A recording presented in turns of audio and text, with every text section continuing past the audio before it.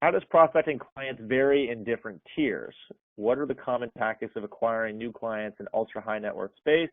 And what is your opinion on CFA versus CFP and PWM sector?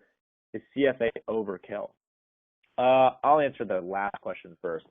Is it overkill? No. Is it necessary? No. Is it a nice little sweetener just to gain some knowledge, maybe give yourself a little bit more of credibility amongst your peers? Yes. And that goes both for CFA and CFP. The Certified Financial Planner, I'm not that familiar with it because I haven't gone down that path, but I think the financial planning exam or that certification is a little bit more estate planning related. And it's a much more financial advisor related designation, and it's great. It's almost directly applicable to private wealth, not a requisite whatsoever. It's a nice thing to have.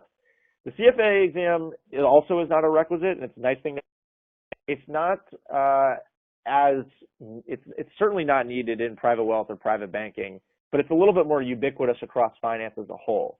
Will it help you with investment banking or trading? Probably not.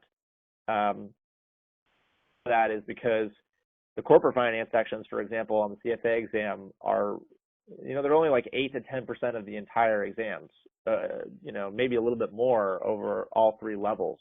So essentially the material that you learn, for example, with investment banking or corporate finance, the material that you learn on the CFA exam in corporate finance is almost equivalent to what you would learn as a summer analyst working in investment banking.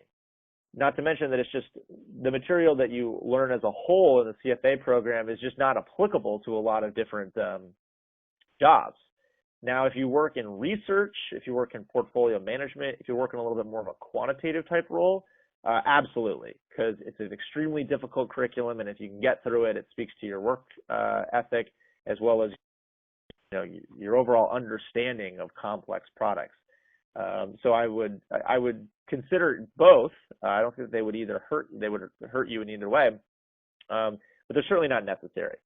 As far as managing expectations, though, like I spoke in the past, it's a good thing though to more or less tell that you're interested in the space.